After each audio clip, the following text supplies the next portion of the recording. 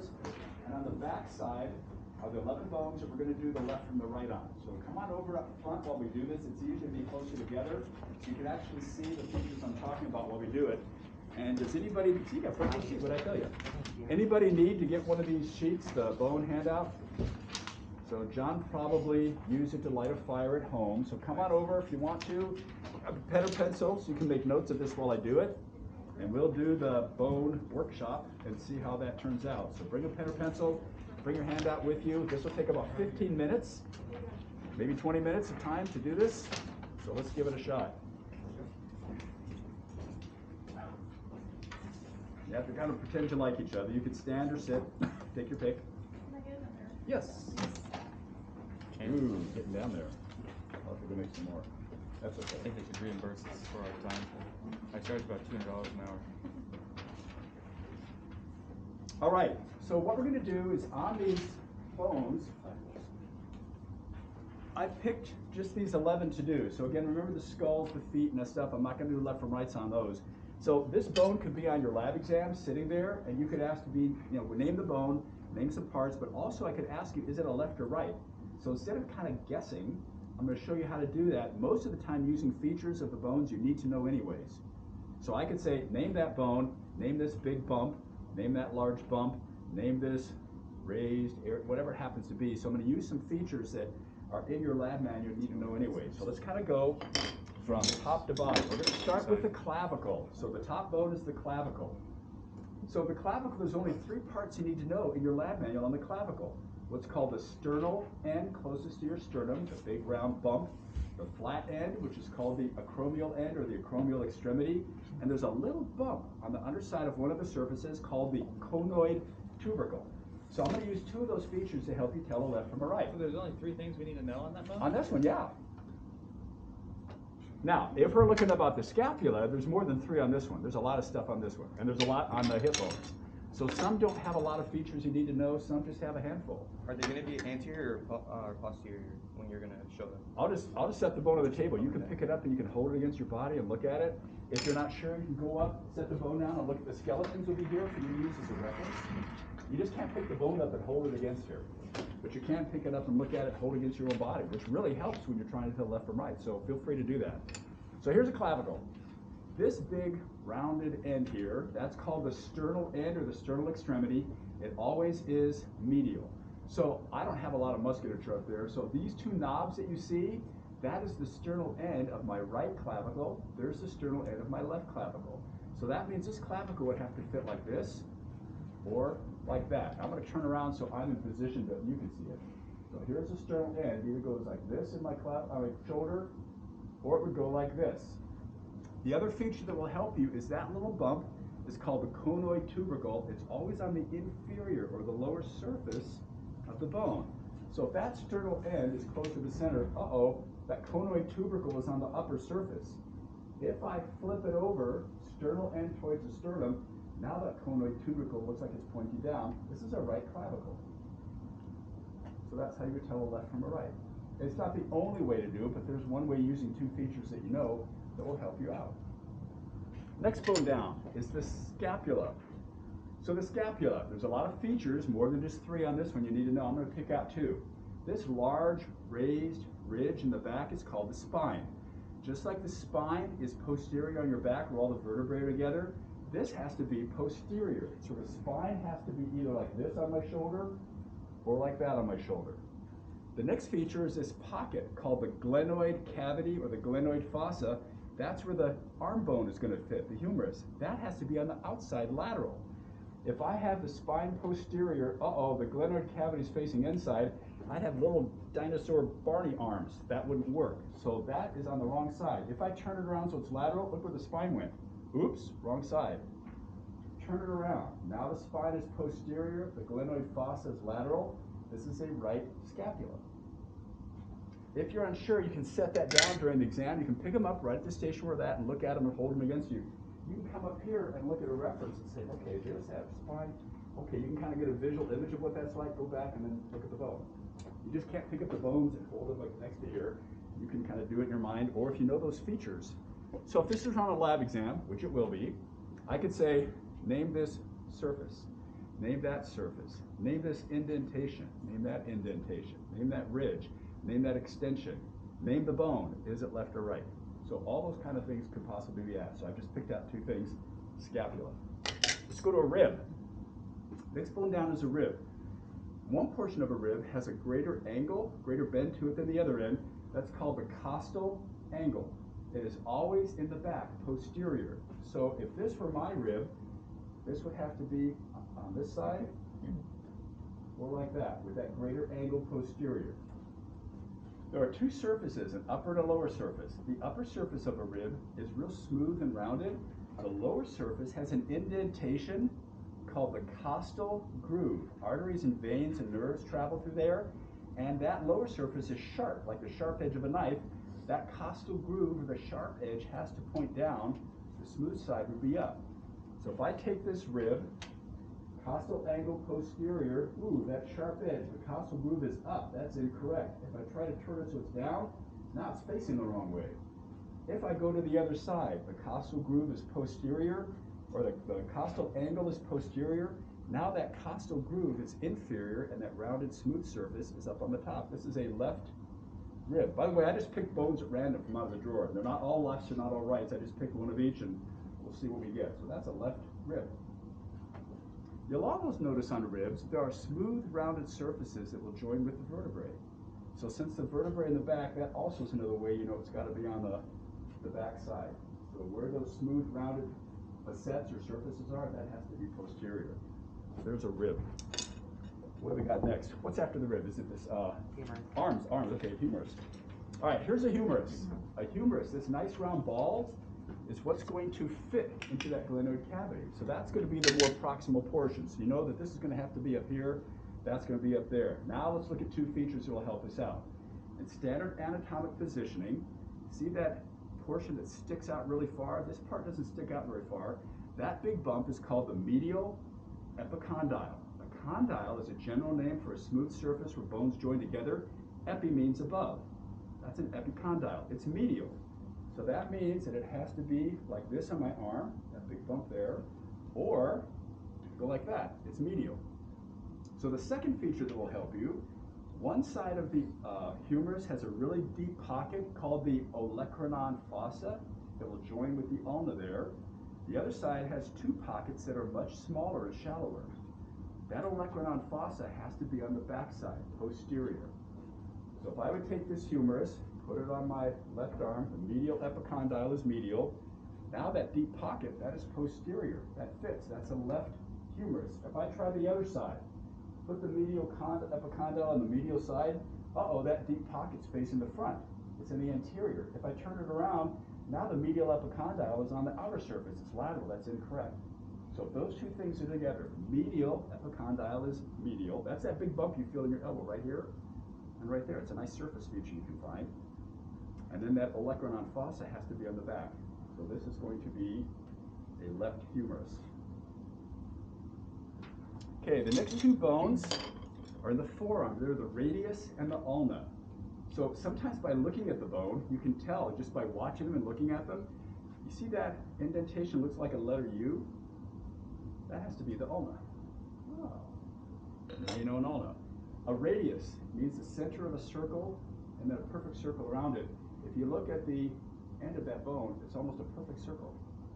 So that's going to have to be the radius. So let's do the ulna first. In standard anatomic positioning, the ulna is always medial, closest to the middle. It has to fit like this. Your arm goes like that. So that U has to be this direction, facing up like a letter U would be, or it has to be here.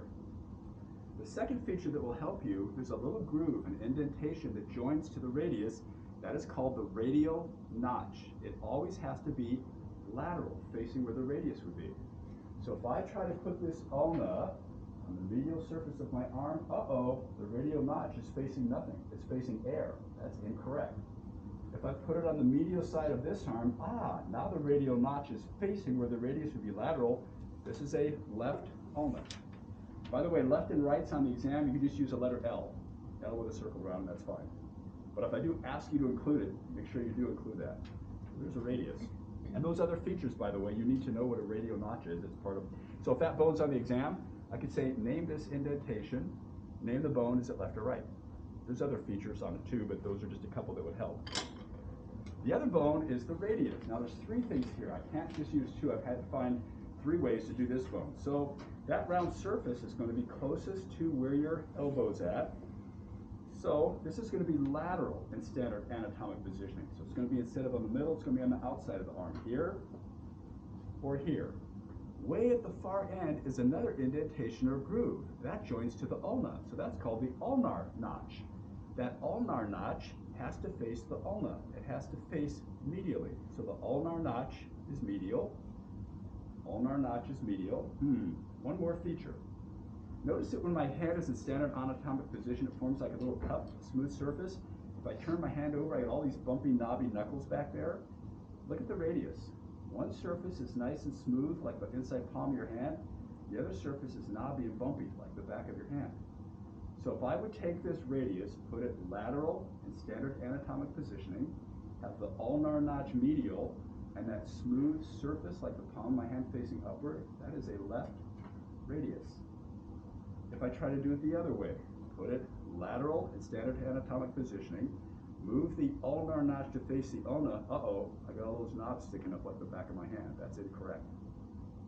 So this would be a left radius. And when you look at a skeleton of how these bones move together in the forearm, if you just did left, we'll do left here. Here's the ulna, medial, in standard anatomic positioning. Here's the radius, medial. Watch what happens when you do pronation and supination. See how the ulna is absolutely stationary, it doesn't move? How the radius rotates around it? Look at the head of the radius, how it spins, it rotates in position. Pretty slick. And also out here, the ulna, when it articulates with the radius, describes the radius of a circle, from the center to the outside of that circle. So as you make kind of a circular motion with the radius is named by the shape of that bone at the head, but also by the direction it turns when it pivots and rotates around the ulna. Kind of remarkable. And then again, you see the ulna facing upward. So that gives room for that deep olecranon fossa to accommodate a big bump on the ulna called the olecranon process, or the olecranon. So that limits how far the bones can go this way, but it also limits how far it can go this way. So it gives some limited range of movement, but enough to do that flexion and extension with the arm. All right, let's drop down to the hip. These bones are called the coxa, C-O-X-A. So coxae, plural, coxa, singular. They're actually three bones fused together. Upper region is a bone that's called the iliac or ilium, that is joined to a more delicate branch in the front called the pubis, to a more robust, thicker portion in the back called the ischium. And the three of them kind of meet together in this pocket in the back. So if I would take that pocket, the top third of that pocket belongs to the ilium. The anterior third of that pocket, or posterior, belongs to the ischium, and about the 1/3 towards the front belongs to the ilium. Now, I'm not going to ask you that kind of detail, but that's where they come together. So anatomically, they start as three separate bones that join together to form one bone in our body. All right, how do you tell left from right? This surface up here is called the auricular or the articular surface. It joins to the sacrum that the spine rests upon. That has to be medial, like this, or like this, medial. Second, this big pocket is where the femur fits. That is called the acetabulum. It always must be lateral on the side, lateral on the side. Lastly, around this hole, which we'll talk about in a moment, there's a thin, delicate bone. There's a much thicker, big bump. That big bump is called the ischial tuberosity. It always must be in the back. It's actually part of what you sit on when you sit down. So let's put those three pieces together. The auricular surface medial, acetabulum lateral. Now that thick surface is in the back posterior, the ischial tuberosity. This is a right coxa. Here's the auricular surface medial, acetabulum lateral, ischial tuberosity. This portion up front is thinner, the pubis, ischial thicker. This is a left coxa. Now, just for fun, you can do something else with these bones. You can act like it's an old-fashioned telephone. This big indentation is called the greater sciatic notch. If you put your thumb into that greater sciatic notch, put your ear to the auricular surface, that's called the obturator foramen. and you're making a phone call, hello, I just gotta get the operator to connect me to something, this would be your right. If you try to do it on the other hand, if you put your head in that notch, there's no ear. If you turn it upside down, now the ear is down below, that doesn't work. On this one, there's that greater sciatic notch, put my hand in there, a regular surface, talk to the operator, that's a left. So sometimes on lab exams, I'll see people pick this up, they know it goes somewhere, and then it'll go like that. And I know that they know it's not in the skull, but they're kind of having fun with that bone. So there's the coxa. There's a number of different features. So there's a couple ways you can use to tell a left from a right.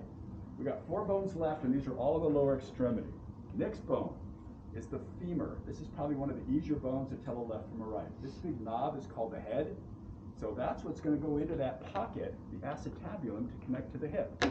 So that is always medial. It means it goes like this, or it goes like that. On the back side of the femur is a slightly raised ridge called the linea aspera. It is always posterior in the back.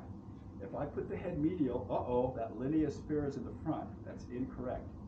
Move it around so that the head now is medial. Now that linea aspera is posterior. This is a left femur. Head medial, linea aspera posterior.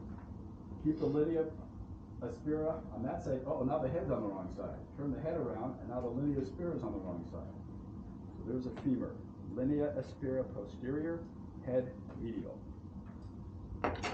Next bone down is the patella, the kneecap. Now I've got some fancy features to tell, but this is an easier way to do it. Instead of what I've written down here, patellas have 2 surfaces. One is really rough and knobby, like the surface of your kneecap. The other surface is very smooth and soft. That's what articulates with these condyles on the femur to allow your knee to move. So this rough, bumpy surface is always going to be on the outside. If my leg was laying on the table like this, and I have a patella, one portion of the patella comes to a point. The other surface is kind of relatively flat. So if you take that pointed portion of the patella, point it downward inferior, set it on the table as if it were in your leg, and let go of it. See how it leaned to the right? That's a right patella. Here's another patella. Here's the pointed surface, inferior, the rough bumpy surface. That's a right. Here's another patella. Rough bumpy surface in the front, there's the point. Ooh, that one tipped to the left. All right, we're gonna have a rookie do it. So if your knee were on the table, there's the point down at that end. So turn it away from you. Rough surface, set it down. Tip to the left. Okay, remember left? Okay, so left. So that's a left patella. Even a rookie did it, and she did it right. She doesn't know her left from right, but she had to tip the correct direction. I don't want to say the right direction because you go, which way? Oh, okay. Yeah, I have an older daughter. When she's driving, I say, take a left turn here. She kind of goes like that. Okay. She sees the letter L on her hand, says that's left. So, okay. I'll have to be careful with you when I come see you as a patient. You're saying, okay, the patient's got a right leg wound. Okay, left is that one, so it must be the other one.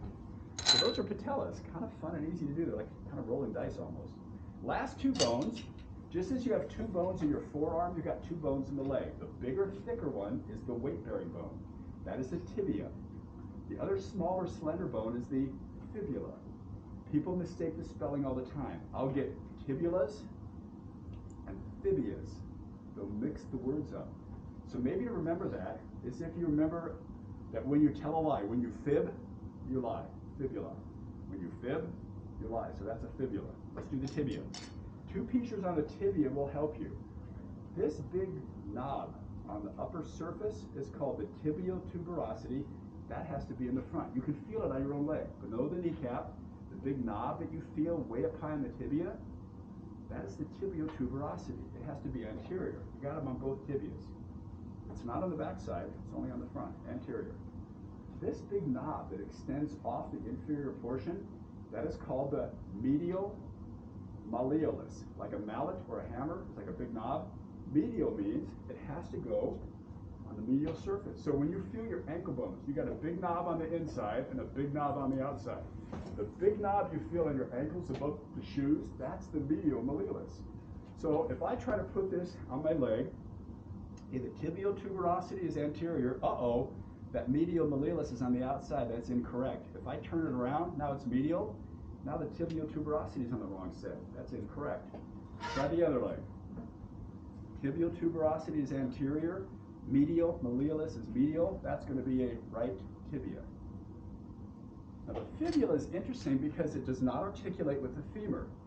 One portion of the fibula articulates and supports the tibia like that. So it doesn't actually join to the femur. So if you look on a skeleton, here's the femur, here's a kneecap, there's the tibia. Look where the fibula's at. See how it supports it? It has nothing to do with that joint. It supports the tibia on the underside. All right. The fibula is going to be in the outer side of the leg. The flatter surface is closer to the knee. The pointed area goes down. So just like you carry pointed things face down, same with the fibula. That large bump on the outside is called the lateral malleolus. That is the big knob you feel on the outside of your ankle.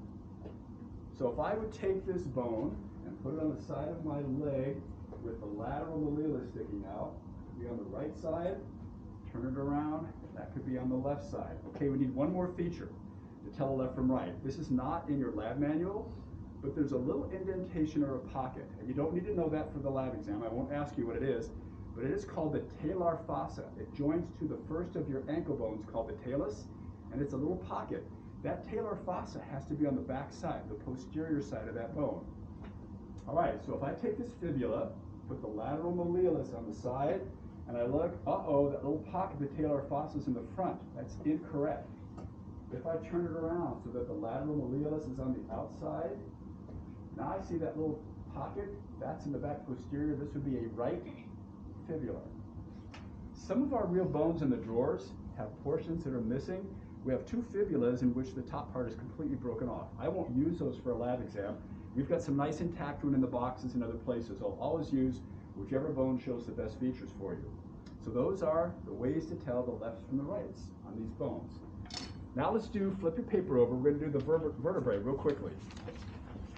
So about 3/4 of the way down the page, or at the bottom, I have the vertebrae listed for you. Vertebrae have a lot of features that are common, whether they're cervical, thoracic, or lumbar. So let's just take a typical vertebra and find the parts that are common to all of them. All vertebrae have a big main portion, big rounded part. That's called the body. Extending off the body is a hole called the vertebral foramen that your spinal cord goes through. They all have that. They all have narrow little extensions that connect to the rest of the bone that are called a pedicle. The pedicle is attached to a flat area along the tops of the bones back here called lamina. They all have a bump that sticks off the back posteriorly called a spinous process. All the bumps you feel right down the middle of your back, those are the spinous processes of all your vertebrae. Extending off to either side, to the left and the right, are transverse processes. They all have those to some degree.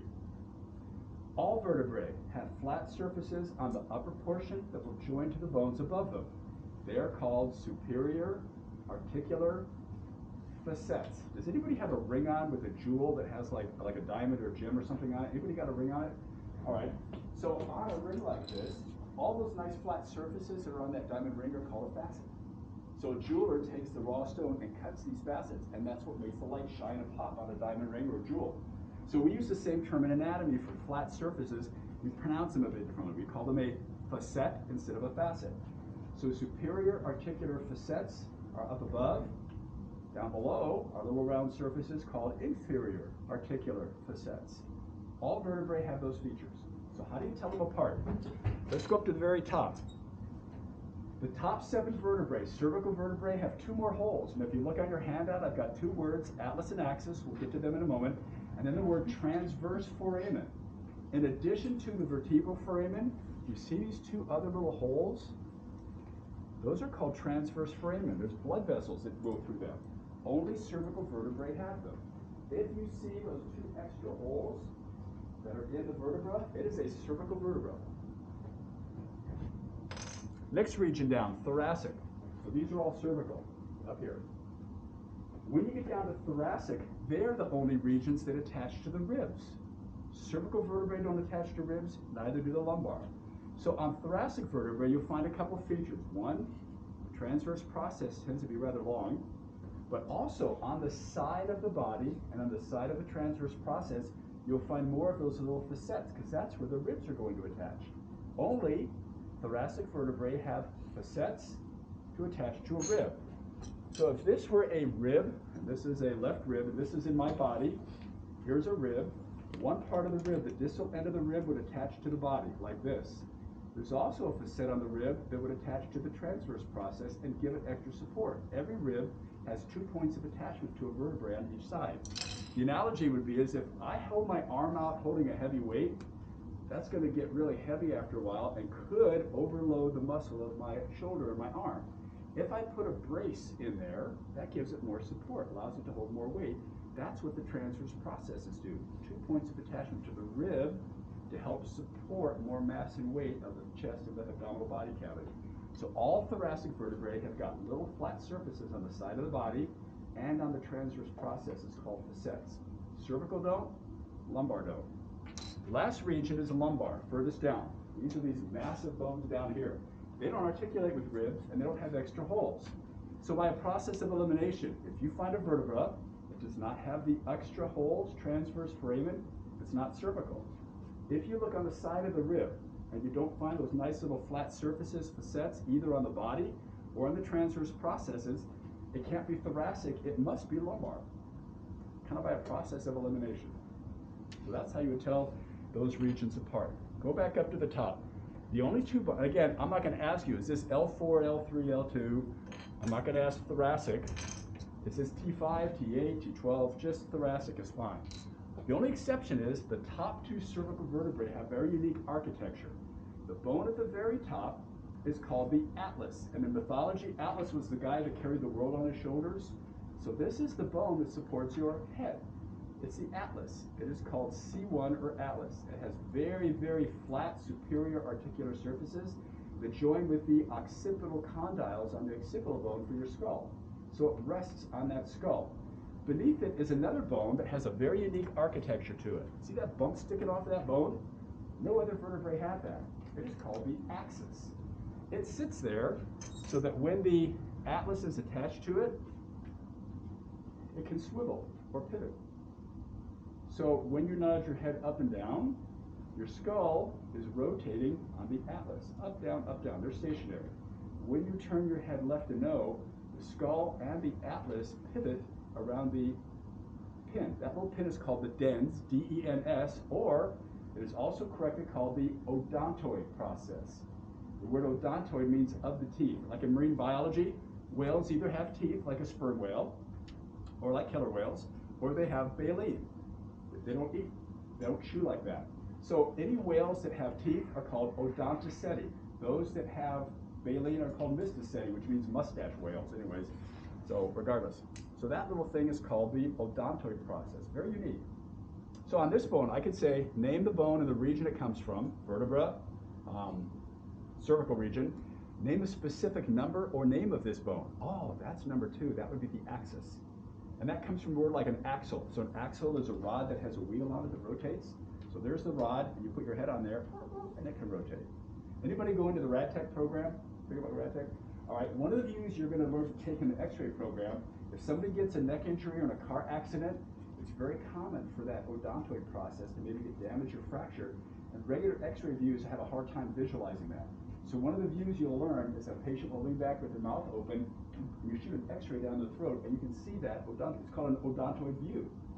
So it specifically targets that one part of the bone to help look for that kind of an injury.